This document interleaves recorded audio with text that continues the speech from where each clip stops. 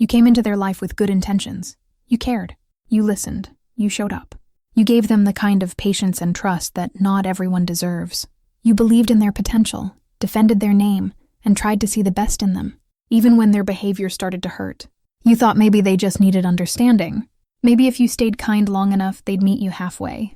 But somewhere along the way, your kindness became a mirror they couldn't stand. Your empathy turned into permission, and your silence became space for them to rewrite the truth. You didn't notice it at first, how you began walking on eggshells, how you apologized for things you didn't do, how peace became something you had to earn.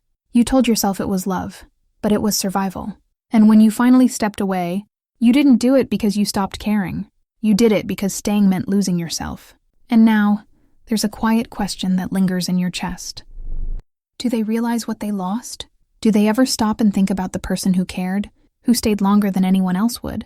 This is about that moment, the one that comes after you leave, when the narcissist finally realizes what they've lost, and how that realization changes them, even if it comes too late. The act of not caring. When you finally walk away, they don't chase right away. At first, they perform indifference. You'll see the photos, the laughter, the stories that look like freedom. New people, new adventures. An entire show designed to say, "I'm fine," but behind that performance is panic. Narcissistic people hate losing control. So instead of admitting they're hurt, they perform confidence. They'll say they're happy, but what they're really doing is protecting their ego. They don't miss you yet. They miss the version of themselves they could see in your eyes. They miss being adored. They miss being the center. It's not love. It's validation withdrawal. So they curate their image. They clean up their profile, change their tone, make sure you see how great they're doing. It's not healing, it's theater. And it's meant to make you doubt your choice. Don't confuse the act with the truth. Because when the curtain falls, the silence gets louder. Have you ever noticed how quiet the nights get? After someone stops pretending they don't care? The blame game. When the act of indifference stops working, they start rewriting the story. Suddenly you were too emotional, too demanding, not patient enough. They twist small moments into proof that you were the problem. Why? Because facing their own guilt feels unbearable. Accountability burns holes in the image they protect. So they hand the guilt back to you. They'll tell others their version first. They'll make you look unstable, so that if you ever speak the truth, it sounds like defense instead of honesty. And deep down, they know what really happened. But they can't live with that mirror. You weren't the villain. You were the mirror they couldn't stand to look into. That's why they called your boundaries cold. That's why they called your honesty rude. Every truth you spoke cracked their illusion a little more, so they had to paint over it. To protect the fantasy that they were always right. You tell yourself maybe if you'd explained better, they would have understood. But you forget, understanding wasn't the goal, control was. When reality hits, there's a point when the pretending starts to fade. When the excitement of distraction runs out. When the new people don't give them what you did, that calm presence, that emotional safety, that steady care, that's when the silence gets heavy. That's when the control starts slipping through their fingers. They start to notice it in small ways. The way no one listens like you did. The way no one remembers the details you always noticed. The way comfort feels forced now. They don't say it out loud, but they start comparing everyone to you. They look for you in people who don't have your soul. And when they can't find it, it stings. At first, they'll blame the others for not being enough. Then slowly they realize what they lost wasn't attention. It was authenticity. The kind of love that doesn't need an audience. Have you ever noticed how they always come back right after you start to feel peace again? That's not coincidence. That's timing. The comeback. Once emptiness sets in, they reach for the familiar. Maybe it's a message that sounds harmless. Hey, I was just thinking about you. Maybe a photo reaction, a memory shared, a soft apology. But here's the thing, it's not always about missing you. It's about missing the power they had when you cared. They want to see if they still matter, if they can still make you react. Because reaction is fuel. If you respond with pain, they win. If you respond with hope, they win again. Most people fall back into the cycle here. Because the comeback feels gentle. It feels different. It feels like closure, maybe even growth. But it's usually strategy. Watch the patterns, not the promises. If the apologies are vague, if the effort fades quickly, if they rush forgiveness without change, that's not love. That's rehearsal. Your reaction matters more than their words. Because the moment you respond from strength, you take away their favorite drug, control, the emotional whiplash. If you let them back in, the same movie starts again. Warm, then cold. Sweet, then sharp. They test you to see if you'll still chase. If you'll still explain yourself. If you'll still fight to be understood. That back and forth isn't passion. It's manipulation disguised as chemistry. And when they get that reassurance, that you'll still try, they pull away again, because deep down they don't know how to sustain love that feels real. They only know how to win it, not keep it.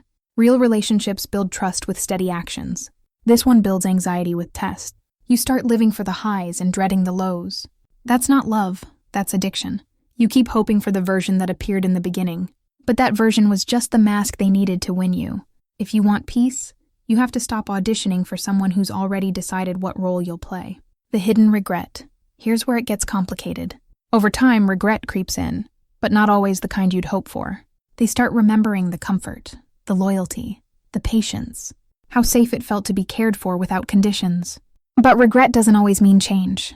Sometimes it just means they're frustrated that they lost access to your warmth. They miss the benefit, not the bond. They'll say things like, "No one's ever understood me like you did." But the question is, do they want understanding or control again? Because real change requires humility. And humility is something they've spent their whole life running from. If they truly change, you'll see it in their actions. Not in late-night messages, not in nostalgia, but in accountability. Most don't reach that point. They want the reward of growth without the work of growth. So be careful not to mistake nostalgia for love. The battle with themselves. When they can't replace you, something starts to crumble. The image they built begins to crack. They start swinging between overconfidence and collapse. One day they'll act like they're over it, posting, laughing, shining. The next they spiral into quiet self-pity, wondering why no one ever stays. They might talk about healing, about becoming better, and maybe a part of them means it. But real healing doesn't happen on display. It happens in the silence they avoid. They'll try to perform transformation. New habits, new philosophies, new mantras. But if the motive is still attention, then the show hasn't ended, only changed its costume. If they ever truly grow, you'll see them stop performing and start reflecting.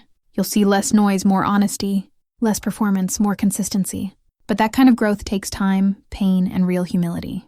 And not everyone is ready to meet themselves that deeply. What you need to remember: watching someone who hurt you seem to wake up can mess with your head. You start wondering, maybe they finally get it. Maybe now they'd treat me differently. But think about what it cost you the first time. Your peace, your confidence, your sense of self. You don't heal by reopening the wound to see if it still bleeds. You heal by protecting the scar that reminds you why you left. Until they can face their own actions without blaming you, they haven't truly changed. You deserve more than someone who only realizes your worth after they've used it up. You deserve someone who values it while you're still there. How to heal after them. Healing after a narcissist isn't simple. You'll miss the intensity. You'll miss the highs, the laughter, the rush. You'll remember the good moments and question if maybe you were too harsh. But what you miss isn't love. It's the illusion of it. The chaos disguised as connection. Real love doesn't make you question your sanity. Real love doesn't drain you to prove you're enough. Healing starts the moment you stop waiting for them to understand and start understanding yourself. You rebuild by choosing peace over chaos, boundaries over begging, truth over potential. And yes, sometimes healing feels lonely because peace is quiet and you've been trained to mistake quiet for emptiness. But that stillness you feel now, that's your nervous system learning safety again. That's what peace sounds like after years of noise. The truth about closure. You might never get the apology you deserve. They might never admit what they did or how much it hurt you. And that's one of the hardest parts. Realizing closure won't come from them. Closure comes from you. From accepting that you showed up with love, you gave your best, and you left when it became unsafe to stay. You didn't fail. You simply outgrew the chaos. You realized that saving someone's peace should never cost you your own. And that's not weakness. That's awakening. So if you've ever loved a narcissist, remember this: your love wasn't wasted. You gave something real to someone who didn't know how to receive it. That's not your shame. That's your strength. Don't wait for them to regret losing you. They already do, just not in the way you think. They regret losing comfort, not connection. Control, not care. But one day, you'll meet someone who doesn't need to lose you, to understand your worth. And you'll finally see why things had to fall apart first. Because sometimes losing them is the only way you find yourself again. Tonight, when the noise fades, put your hand over your heart and tell yourself, you're allowed to rest now. You're allowed to be at peace. Maybe healing isn't about forgetting. Maybe it's about remembering and loving yourself anyway.